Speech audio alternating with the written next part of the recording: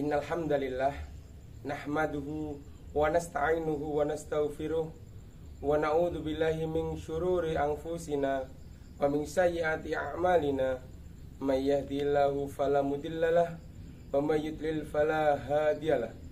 Asyhadu an la ilaha illallah wa asyhadu anna Muhammadan abduhu wa rasuluh. Allahumma sholli ala Muhammad wa ala ali Muhammad. Amma ba'du.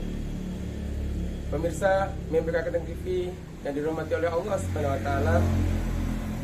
Pertama-tama, marilah kita panjatkan rasa puja dan puji syukur kita kehadirat Allah Subhanahu wa taala, yang mana sampai pada kesempatan kali ini kita masih diberikan kenikmatan berupa nikmat iman, nikmat sempat, nikmat sehat, sehingga kita semua masih bisa menjalankan salah satu kewajiban kita, yaitu melaksanakan puasa di bulan Ramadan ini. Tentunya kita tahu bahwasanya banyak sekali orang-orang yang telah Allah wafatkan sebelum bertemunya dengan Ramadan. Maka kita wajib bersyukur ketika kita masih dipertemukan Ramadan pada tahun ini. Salawat beriring salam marilah kita haturkan kepada junjungan kita Rasulullah Muhammad Sallallahu Alaihi Wasallam, yang tentunya kita nantikan syafaat beliau di yaumul kiamah nanti. Amin. Pemirsa MMPK Keteng TV yang dirahmati oleh Allah Subhanahu wa taala, tentunya bulan Ramadan adalah bulan yang kita tunggu-tunggu sebagai seorang muslim. Karena Allah di situ menurunkan makfirahnya, menurunkan ampunannya, membuka pintu surga selebar-lebarnya, dan menutup pintu-pintu neraka dengan rapat, setan dibelenggu. Sehingga kita semuanya wajib bersyukur ketika kita masih dipertemukan dengan bulan Ramadan. Bulan Ramadan adalah bulan di mana kita diperintahkan untuk berpuasa. Sebagaimana firman Allah dalam surat Al-Baqarah ayat 183 yang berbunyi, A'udzubillahi minasyaitonirrajim. Bismillahirrahmanirrahim. Ya ayyuhalladzina amanu kutiba alaikumusyamu kama kutiba alal ladzina min qablikum la'allakum tattaqun. Hai orang-orang yang beriman, diwajibkan atas kamu berpuasa sebagaimana diwajibkan atas orang-orang sebelum kamu agar kamu bertakwa. Dari ayat tersebut sudah jelas bahwasanya di bulan Ramadan ini kita diwajibkan untuk melaksanakan puasa. Nah, dalam puasa ini ada satu amalan yang bisa kita laksanakan agar puasa kita semakin sempurna, yaitu kita melaksanakan sahur. Pemirsa MMPK Keteng TV yang dimuliakan oleh Allah Subhanahu wa taala. Sahur merupakan makan dan minum sebelum adzan subuh tiba. Mengapa kita disunahkan untuk melaksanakan sahur? Karena di dalam sahur terdapat keberkahan di dalamnya. Seperti dalam hadis Nabi Muhammad yang berbunyi, tasahharu fa inna fis sahuri barokah. Hendaklah kalian makan sahur, karena di dalam sahur tersebut terdapat keberkahan di dalamnya. Hadis riwayat Bukhari dan Muslim. Lantas, apa hukum sahur? Menurut para ulama, sahur hukumnya adalah sunnah. Jadi, apabila ada seorang yang tidak melaksanakan sahur, puasanya tetap sah dan tetap diterima oleh Allah Subhanahu wa taala. Namun, bagi orang yang melaksanakan sahur, maka mereka akan mendapatkan pahala dan keberkahan yang ada di dalam sahur tersebut. Pemirsa MMPK Keteng TV yang dirahmati oleh Allah Subhanahu wa taala, sebab disyariatkannya sahur karena di dalam sahur terdapat kebaikan atau keberkahan.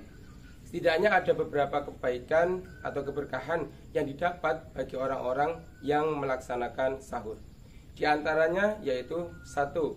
Orang yang sahur akan mendapatkan pahala. Mengapa orang yang sahur mendapatkan pahala? Karena orang tersebut mengikuti sunnah Rasulullah. Dan yang kedua adalah yang didapat atau keberkahan yang didapat bagi orang yang melaksanakan sahur, yaitu tubuh akan menjadi kuat. Karena orang yang melaksanakan sahur tentunya berbeda dengan orang yang tidak melaksanakan sahur. Orang yang makan sahur berarti dia sudah siap untuk berpuasa, untuk beraktivitas baik ibadah maupun pekerjaan yang dia laksanakan. Berbeda dengan orang yang tidak melaksanakan sahur, mungkin baru pagi sudah lapar, sehingga orang itu menjadi malas dan tidak melaksanakan aktivitas apapun. Keberkahan yang ketiga yang didapat bagi orang yang melaksanakan sahur adalah waktu sahur merupakan waktu sepertiga malam akhir. Kita tahu bahwasanya sepertiga malam yang akhir merupakan waktu yang mustajab untuk memohon atau berdoa kepada Allah. Seperti hadis yang diriwayatkan oleh Bukhari dan Muslim yang mengatakan bahwasanya Allah Subhanahu wa taala turun ke langit dunia pada sepertiga malam akhir tersebut. Allah mengatakan, "Adakah orang yang meminta, maka akan aku berikan. Adakah orang yang beristighfar, maka akan aku ampuni. Adakah orang yang meminta atau berdoa, maka akan aku kabulkan." Maka dari itu diharapkan bagi orang yang sahur pada waktu sepertiga malam akhir tersebut, selain dia makan dan minum untuk sahur, mereka juga berdoa, memohon ampun kepada Allah, dan juga memohon kebaikan kepada Allah, sehingga pada waktu sahur tersebut orang tersebut akan mendapatkan keberkahan.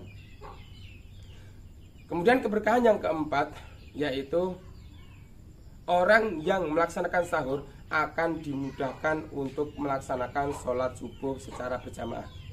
Kita tahu sendiri bahwasanya waktu akhir dari subuh adalah ketika azan subuh dikumandangkan. Maka dari itu waktu yang sedikit tersebut bisa digunakan untuk persiapan melaksanakan sholat subuh di masjid secara berjamaah. Berbeda dengan orang yang tidak melaksanakan sholat atau tidak melaksanakan sahur, maka dia tidak akan mendapatkan itu. Karena mungkin saja mereka akan bangun kesiangan atau bangunnya telat, sehingga dia tidak mendapatkan jamaah di masjid, atau mungkin dia akan menjadi makmum masbuk.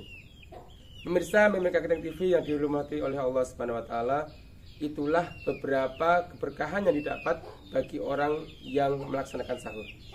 Tentunya di sini saya mengajak kepada pribadi saya sendiri dan juga pada pemirsa sekalian, mari kita laksanakan sahur. Meskipun hanya satu minuman atau mungkin hanya sedikit makanan, mari kita laksanakan sahur, karena itu merupakan sunnah dari Rasulullah, sehingga kita akan mendapatkan keberkahan yang sudah saya sampaikan tersebut. Tentunya masih banyak sekali keberkahan-keberkahan yang akan didapat bagi orang yang melaksanakan sahur. Mungkin hanya itu yang saya sampaikan, kurang lebihnya mohon maaf. Bila ada salah kata, saya mohon maaf. Akhirul kalam, wassalamualaikum warahmatullahi wabarakatuh.